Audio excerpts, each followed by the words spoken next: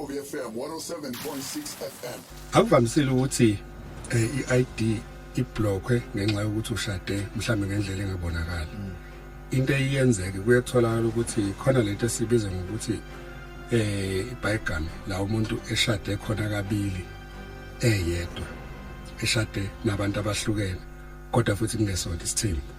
Kuba khona mhlambe ake sithi nje ubaba ohlala emakhaya ushiya unkosikazi wakhe omdala emakhaya wabuye wazosebenza la eMaritzburg eThawini. Mase fika la umshado wakhe ayewenzile umshado lo ovumela ukuthi ashade umuntu oyedwa kusho ukuthi civil marriage ngenye indlela. Mangabe sefika la lo mshado ukhona akhona ama document ukuthi umshado ukhona kodwa ubhalisiwe kwisystem ngoba wenziwa mhlambe ngo1979 ngo1982 singakayifaki imshado kuma computer. Kuzothi mangabe esefika la sekusetshenziswa ama computer ke manje athi Matthews bheka ka Home Affairs ukuthi ushadile yini athola ukuthi akashadile ngoba umshado anawo ulapha ya kwisitifiketi owenziwa kudala abese shada nomunye umuntu amtholela. Yeah.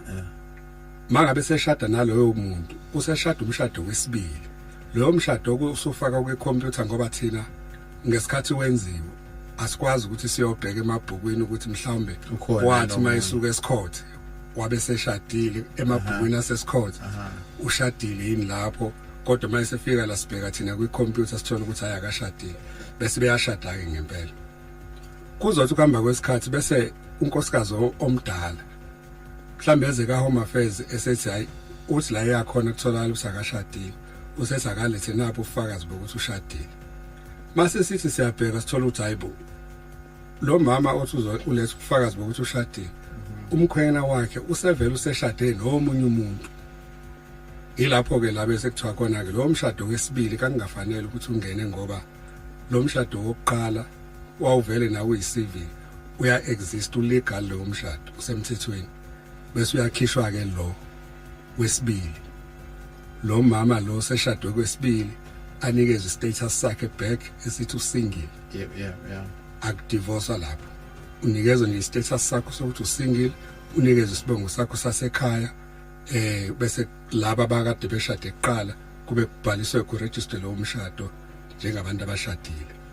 Ilapho ke la kuthiwa khona ubaba ushade kabili eshada nabantu abahlukene nge-civil marriage kanti akazange azalikhuluma iqiniso ka Home Affairs ukuthi hayi ukhona unkosikazi ekhaya. Ukhona oluzayo lapho ngoba unkosikazi lotha oshadwe kwesibili usuke engazini ukuthi kukhona unkosikazi wokuqala oshadiwe akazazeni ukuthi usesithembini ngoba khona imshado bakabili khona i-customary marriage bese bakhona i-civil marriage lo ukuthi upartner uyedwa uhusband uyedwa unkosikazi uyedwa. I-customary ithi uhusband uyedwa kodwa amakhosikazi abamaningi. Uma kune status esi-affecta lowo muntu lo njengalo mama wesibili kufanele iphaja i-Promotion of Administrative Justice Act ithi asimazise lo mama osezozithola sesingle ukuthi si-intend ukuthi sifuna ukukhansela umshado wakhe. Akeze azo present icase yakhe ukuthi kungani singeke size sukhansela. Ilapho ke la simbhalela khona ke ukuthi azochaza bese ke siqhubeka ke nesinqumo esisithathayo. The sound of choice of KZN Capital.